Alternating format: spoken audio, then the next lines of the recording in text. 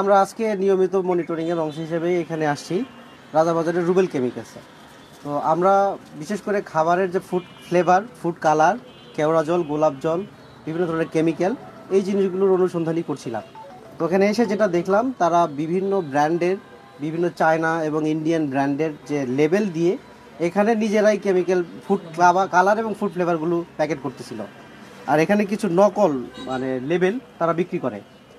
আর বিশেষ করে সিরিয়াস যেটা ফুড কালার এবং ফুড ফ্লেভারের নকল প্যাকেটে নকল প্রোডাক্ট ভরে ভরে বাজারে বিক্রি করা বিদেশি ব্র্যান্ডের নামে।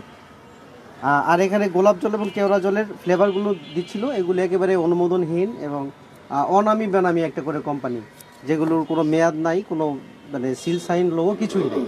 আর এখানে এসে বিভিন্ন দেশি বিদেশি ব্র্যান্ডের আতর এখানে করছিল, যেগুলো আমদানিকারকের কোনো তথ্য ছিল না। তো এই বিষয়গুলো আমলে নিয়েই আমরা আজকের অভিযানগুলো পরিচালনা করেছি।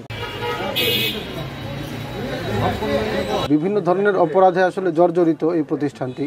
আমরা সাধারণত কেমিক্যাল সেক্টরে ওইভাবে কাজ না করার কারণে দেখা যায় যে এই ধরনের যে প্রতিষ্ঠানগুলো আছে তারা সেই সুযোগটা কাজে লাগিয়ে বিভিন্ন ধরনের অপরাধে নিজেদেরকে জড়িয়ে ফেলতো। এগুলো কিন্তু আসলে আমাদের স্বাস্থ্যের জন্য অনেক ক্ষতিকারক।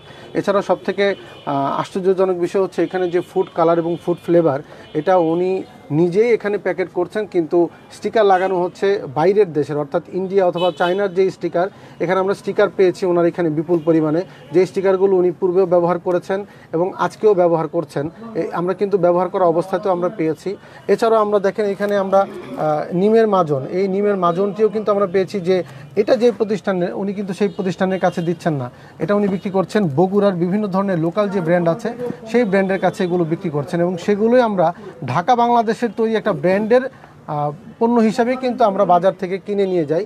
এটাও কিন্তু একটি অপরাধ। তো আজকে কিন্তু আমরা এই প্রতিষ্ঠানে বিভিন্ন যে অপরাধগুলো পেয়েছি সেই অপরাধে এই প্রতিষ্ঠানকে আজকে আমরা ভোক্তা অধিকার আইনে 3 লক্ষ টাকা আর্থিক জরিমানা আরোপ করেছি। এবং এই প্রতিষ্ঠানটিতে যেহেতু এই মুহূর্তে আমাদের কাছে মালিক যেহেতু উপস্থিত নেই এবং আমরা তার কোনো বক্তব্য পাইনি, সেই জন্য আমরা এই প্রতিষ্ঠানটিকে সাময়িকভাবে বন্ধ ঘোষণা করছি, এবং উনি পরবর্তীতে আমাদের কাছে এটা সন্তোষজনক ব্যাখ্যা উপস্থাপন করতে পারলে আমরা পরবর্তীতে সিদ্ধান্ত নেব যে প্রতিষ্ঠানটা খোলা হবে কিনা।